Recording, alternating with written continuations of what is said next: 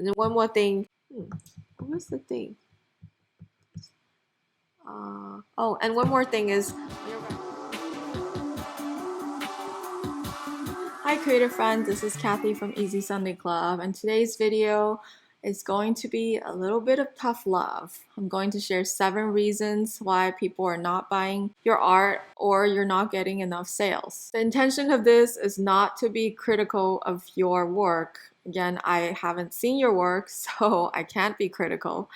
This video is really to help identify some actionable and practical ways you can improve your business or start getting sales without you having to spend $2,000 on an online course. So I hope you can see my point after this video. So let's get into it. Reason number 1, your photos suck or you have only one. I told you it's going to be a little bit of tough love, right? Now, especially for online store, photos is what sets your amazing art apart from the next mediocre art with amazing photography. And that's the harsh truth. Like, people are visual, consumers are visual when they're shopping online, and they want to be able to imagine your art in their home or office or whatever space. And product photography is not as complicated as you think. There are plenty of resources, YouTube channels out there that dives deeper into photography, but I've taken most photos with my iPhone. I'm not gonna get into how to edit photos on this video. The 2 apps that I use to edit my mobile photos are Snapseed and Lightroom Mobile. The Lightroom is an Adobe program on desktop, but they also have a mobile app that's free. And Snapseed, when I bought it was $2.99. I don't know if they raised the price since then, but it's a small fee for an app that I use very, very often.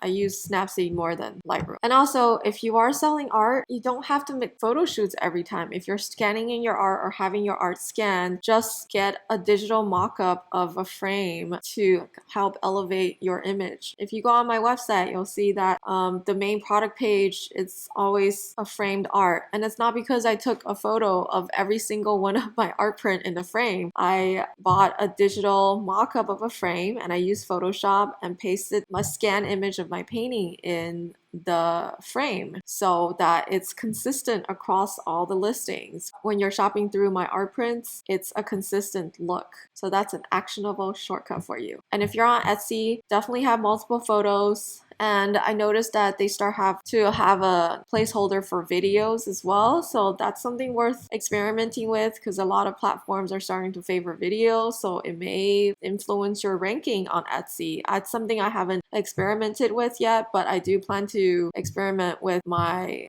upcoming product launches. It's to just take your photo and kind of do like a video tour of your art print. Reason number 2, you offer too many things right off the bat. This is a point I keep reiterating in different videos, but you want consistency over variety. I've seen artists when they're first launching their site. It's one thing if you're launching on a marketplace like Society6 where you have the same print over a purse and a notebook and fanny pack and a backpack. But when you're on your own website, just try to keep it clean. Don't have so many categories of products with the same design because you're using a print-on-demand service, because it creates overwhelm in the consumer. Consumers want us to curate and decide for them. In psychology, there's a term called paradox of choice, which is in modern Western society, we have so many choices from like the bread we buy to the partners we want to date, from online dating apps. Studies have said that it makes us less happy, more overwhelmed, and even paralyzed. I think this applies to shopping online as well. So if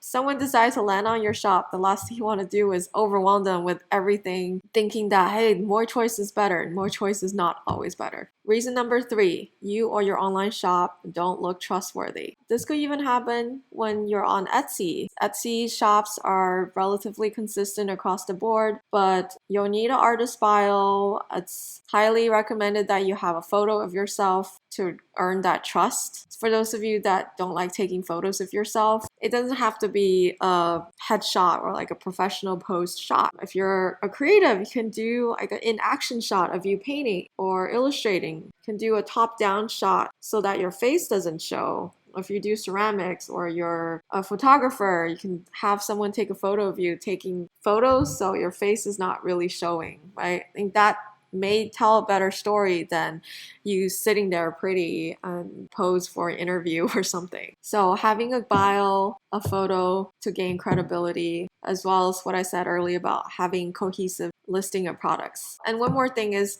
when you're writing your company or artist bio, don't be generic and safe. Don't just say, I'm an artist. I loved art since I was little. I went to art school here and here, and I just want to do art. I know you're not going to write exactly that, but try to tell a story of, if you can't think of anything unique about yourself, write why you wanted to start this business, why you decided to selling work, what were you doing before that led you here. Everyone has a unique story, and yours is worth sharing as well. Reason number 4, not enough people know you exist yet. This comes down to a basic numbers game. In the e-commerce world, there is this metric called conversion rate. So out of 100 people who come to your online shop, only about 1 to 3 people are going to complete an order. Sometimes it takes the same person multiple visits or multiple days or weeks or even months to make that buying decision. Other times they never come back. Most people will not complete that transaction. That's just fact. For example, my Shopify store in the last 3 months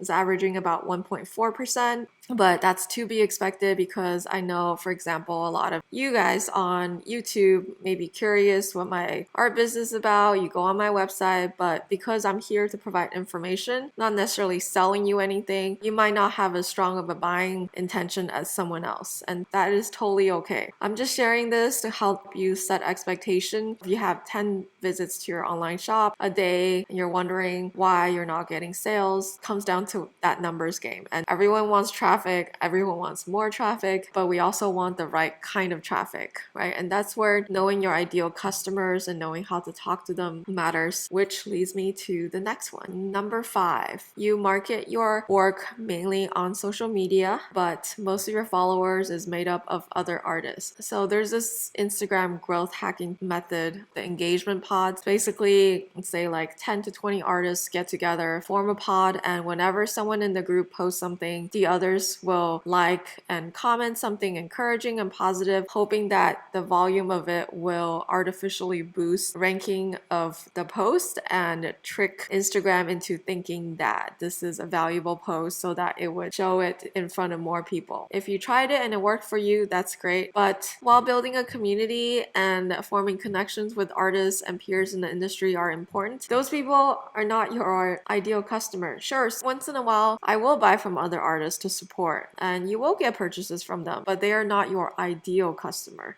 You're not selling your paintings to other artists. That's not your ideal customer. I'll repeat it again. So if you're only attracting other artists to your profile and you're not selling anything to them per se, then it doesn't matter if you have 10,000 followers. Like, that's the things that you're making are not what they're looking for. So how do you attract your customers? The way you're writing your content, your caption, are you talking to an artist friend? Are you talking to a coworker at your day job who doesn't know how to paint but appreciates someone who does, and they want to buy a painting for their house, or they want to buy a greeting card because you're able to say something that they can't put into a piece of art? Number 6, have clear call to action. And I had trouble with this too, but for a long time I was hesitant to sell on social media because I thought, like, if I just showed my art over and over, if someone likes it, they will buy it. But that's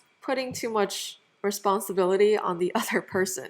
Like, when you go to an online shop, there are links, there's a button that says add to cart, checkout, order, right? The site doesn't leave it up to you to find the add to cart button. Somewhere down the page, you have to scroll all the way down, or that you have to email the site owner to ask about how to buy that product, right? So if you are promoting on social media, and I'm not saying doing this every single post because that does get annoying, but if you are selling something, make it known, and not just on the post, but also on your profiles. Because if someone lands on your profile for the first time, they're making snap judgment about what you're about just based on the most recent posts. But the profile is also important too. If you're working on a collection of work, if you're about to release one, if you just uploaded some prints to your online shop, make that known in the profile. I often give people a preview of new products I'm about to release so that people can get used to seeing that, and even my existing followers would know what to expect. And of course, I will reinforce that with a caption in the post as well. And also, to reiterate my point, you don't have to sell every single post. That could be a turn off, but definitely make it clear that when you have something complete that you are ready to sell. And last but not least, number 7, your shipping cost is too high. One of my pet peeves is when I see artists undercharge their work, but they will charge shipping exactly to the amount that cost them to ship the product. The psychology behind shipping costs, unfortunately, has been manipulated by Amazon. Thanks to Amazon, we all expect to pay nothing for shipping, and we want the products to arrive at our doorstep in 2 days, right? But we are makers, we are making handmade products, and we have to make money for our labor, our years of experience and talent. So instead of undercharging for your product, charge fairly for your work and absorb some of that cost from shipping. What I'm saying is, if you're selling a print for $10 and someone adds that print to cart, and by the time they get to checkout, they notice that it costs $8 to ship, do you want to pay 85% of the cost of a print to ship it? That would turn me off. Versus if you're front loading that decision for them and you're pricing the print at $18, $15, and then you charge free shipping or even $3 for shipping, that makes it a lot easier for them to cross that mental hurdle by the time they get to checkout, because that shipping cost